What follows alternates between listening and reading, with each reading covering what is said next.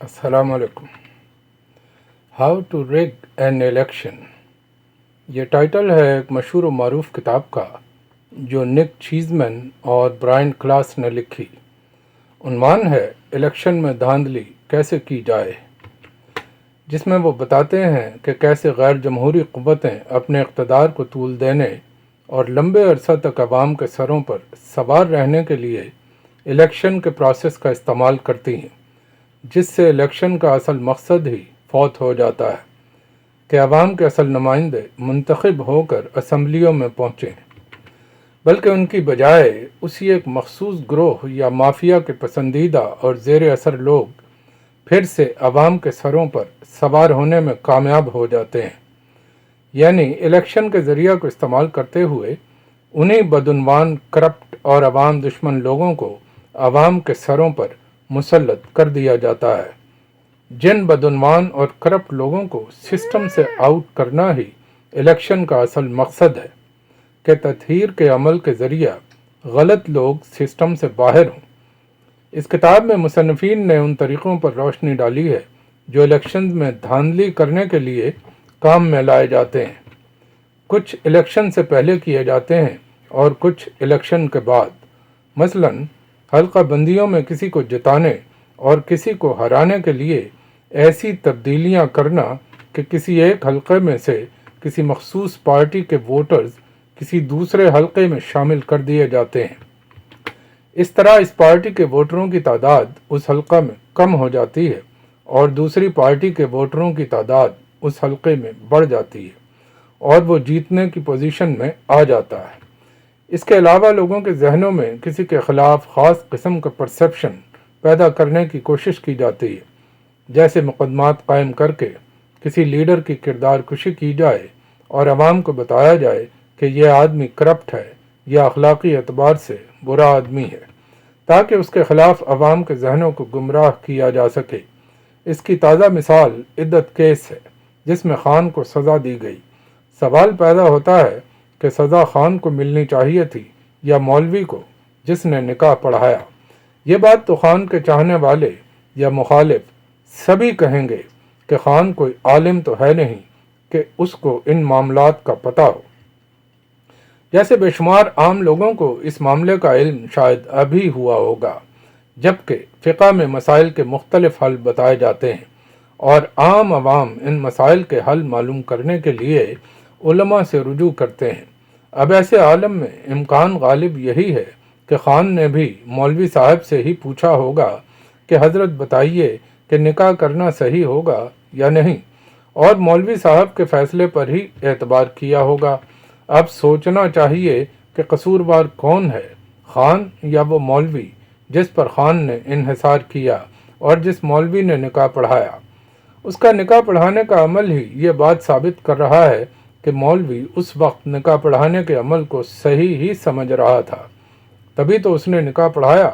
اور جب وہ صحیح سمجھ رہا تھا تو خان کے لیے کیا گنجائش تھی کہ وہ اس کو صحیح نہ سمجھتا؟ وہ تو شاید مولوی صاحب پر ہی انحصار کر رہا تھا۔ تو سزا کا مستحق کون ہے، خان یا مولوی اور گواہ؟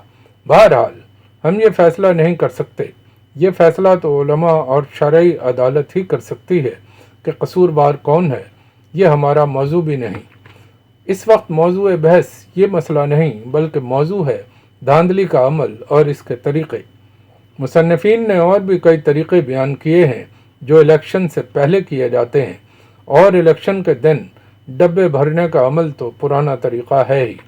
اس کتاب کے جتنے بھی طریقے بیان کیے گئے ہیں وہ سب کے سب پاکستان میں استعمال ہوتے رہے ہیں اور ہو رہے ہیں، مگر اگر اس کتاب کے مصنفین اس بار پاکستان کے الیکشن پروسیس کا مطالعہ کر رہے ہوں تو وہ کہیں گے کہ انہوں نے جو کچھ لکھ کر شہرت حاصل کی وہ سب کا سب بیکار ہے، ان کا علم ادھورا ہے، انہیں مزید علم کی ضرورت ہے جو انہیں اسلامی جمہوریہ پاکستان میں آ کر پاکستان کے سکندر یا سلطان سے حاصل کرنا چاہیے۔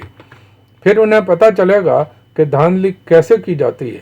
مثلاً پارٹی کے سرکردہ لیڈرز کو اغوا کر لینا اور انٹرویو کروا کر چھوڑنا، لیڈر کو گولیاں مارنا، مقدمے کرنا، انتخابی نشان لے لینا، امیدواروں پر کریک ڈاؤن کرنا، لوگوں کے گھروں میں گھس کر توڑ پھوڑ کرنا، بچوں اور عورتوں کو زد و کوب کرنا، ہراساں کرنا، امیدواران کو عین الیکشن سے پہلے چک لینا اور غائب کر دینا، جعلی مقدموں میں مہینوں کے لیے ہزاروں عورتوں بچوں کو جیلوں میں رکھنا، لوگوں میں خوف و ہراس پیدا کرنا کہ وہ ووٹ ڈالنے کے لیے نکلے ہی نہ، اور جو نکل آئیں ان کے ایک ایک فیملی کے ہر فرد کا ووٹ دور دور پولنگ اسٹیشنوں پر پھینک دینا، اور ان سب دھاندلیوں کے بعد بھی اگر مطلب حاصل نہ ہو تو خود ہی ڈبے بھرنے کا فریضہ سر انجام دے دینا، انٹرنیٹ اڑا دینا، رزلٹ لیٹ کر کے رد و بدل کرنا۔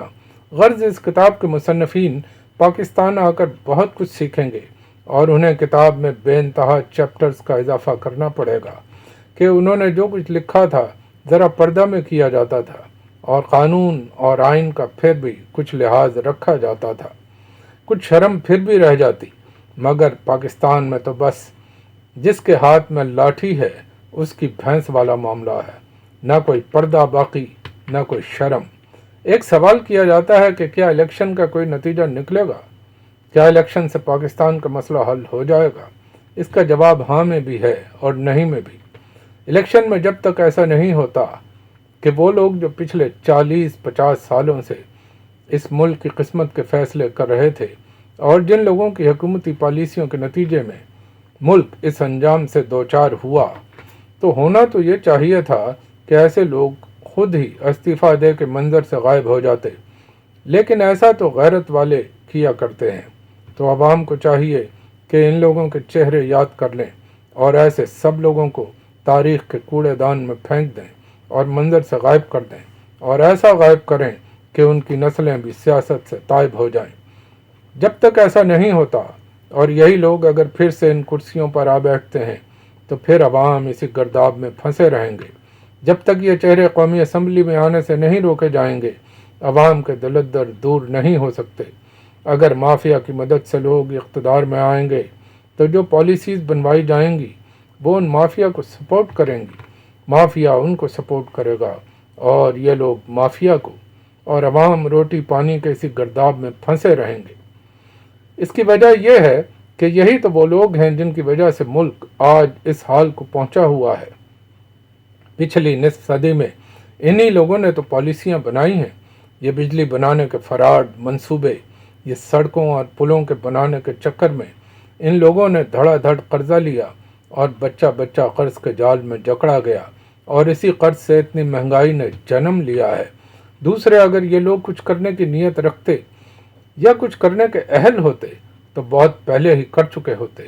ان سے آپ کسی نئی بات کی توقع کیسے کر سکتے ہیں؟ آپ کو نئے لوگوں کو موقع دینا ہوگا۔ یہ پرانے بزرگ وہی کچھ کریں گے جو یہ پہلے کرتے آئے، جبکہ وہ اپنے منہ سے یہی کچھ کہہ بھی رہے ہیں۔ میاں جی کے پاس ابھی بھی کہنے کے لیے کوئی نئی بات نہیں، وہ جدھر جاتے ہیں ابھی بھی بس یہی کہتے ہیں، میں ادھر موٹر وے بنا دوں گا، اورنج ٹرین چلا دوں گا۔ کوئی پوچھے پچھلی اورنج ٹرین کا قرض اتارنے کا آپ کے پاس کیا پلان ہے؟ وہ تو بتاؤ، پھر نئی ٹرین پر قرض لینے کی بات کرنا۔ سوچنے کی بات یہ ہے کہ یہ لوگ موٹر وے اور اورنج ٹرینوں سے باہر کیوں نہیں آ پاتے؟ کیا اس میں ان کا کوئی ذاتی مفاد وابستہ ہے؟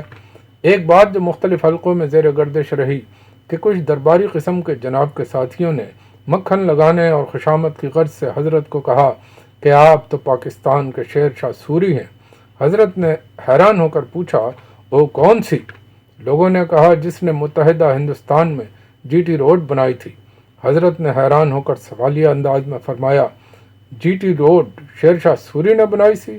اوئے ایڈی لمبی سڑک، کمیشن تے پھر واہ واہ ہی کھادا ہونا۔ میں اس واقعے کا شاہد تو نہیں، سنی سنائی بات ہے، مگر اگر ایسا ہی ہے تو اندازہ لگایا جا سکتا ہے کہ یہ موٹر وے، پل، بجلی کے مہنگے یونٹ اور اورنج ٹرینوں جیسے پروجیکٹ کیوں کیے جاتے ہیں، اور وہ بھی قرض لے کر۔ پھر کہتے ہیں ہم تو مہنگائی نہیں کر رہے، یہ تو آئی ایم ایف کر رہا ہے۔ ان کی کل عقل، پلان اور معیشت بس قرض لینا اور قرض کی واپسی کے لیے پھر قرض لینا، اور عوام کو مہنگائی کی چکی میں پیس کر اپنے لیے گئے قرضوں کا سود ادا کرنا ہے۔ چھوٹے بھائی صاحب فرماتے ہیں کہ انہوں نے ملک کو ڈیفالٹ ہونے سے بچایا۔ کوئی پوچھے ملک خود ڈیفالٹ میں چلا گیا تھا، نصف صدی سے آپ حکمران ہیں، قرضے آپ نے لیے، عوام نے نہیں، قرض کی واپسی بھی عوام کیوں کرے؟ آپ لوگوں کو کرنی چاہیے۔ یہ پیسہ نہ عوام نے لیا، نہ ان پر خرچ ہوا، اور نہ ہی ان کو مجبور کیا جانا چاہیے کہ وہ یہ قرض واپس کرنے کے لیے روٹی کے ایک ایک نوالہ سے محروم کر دیے جائیں۔